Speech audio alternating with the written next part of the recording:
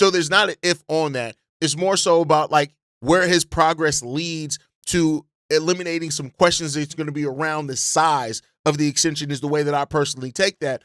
And, Caleb Williams did have growth last year. One thing, that area that he needs to grow in for sure is the completion percentage. There's just no doubt about that. But you look at Caleb Williams at 3,942 yards, seventh in the NFL, sixth in touchdown passes at 27, and only 7 interceptions, right? The QBR, something that you want to get up. He had a QB rating of 90 last year, which was up from 87.8. And don't get me talking about QBR, which is only ESPN stat. We're talking about actual football stats here that everybody tracks, right?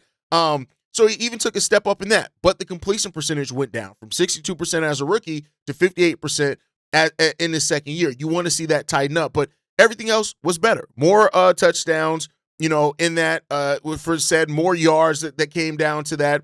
More attempts, which led to one more interception than what he had as a rookie as well. Way less sacks, which is smart, not only because of the offensive line, but also just his better awareness of how and where to use his legs. So, it's all on Caleb. And, that's why the Bears, and I said, at the beginning of this, that it kind of explains why the Bears went about this offseason the way that they did.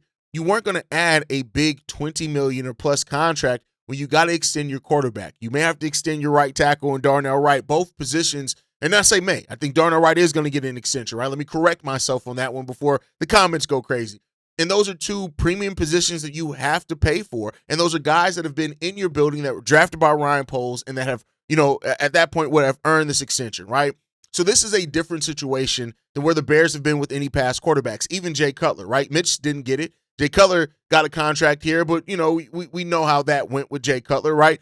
Caleb is about to get paid. And if the Bears have another successful season like they had this year and Caleb Williams steps up, let's say he gets that completion percentage from 58% up to 65, 66%, which I think would be an excellent place for him to be in. 70% is still a little bit of a difficulty, but if Caleb improves on the overthrows and underthrows, the wide receiver also improve on drops, which is something that Ben Johnson has talked so much about already this offseason and a little bit that we've heard him about. If those two things improve, I don't think it's outside the realm of possibility of seeing a 65-plus completion percentage for Caleb Williams. Maybe even do get close to that 70% that Ben Johnson tasked them with doing, which would be a good thing. But that traffic light analogy, I love that one. It went from red as a rookie to yellow, and they're hoping that you get the green light here in year 3. So it means a lot. Like the step that Caleb Williams makes in year 3 as a franchise quarterback is going to be so important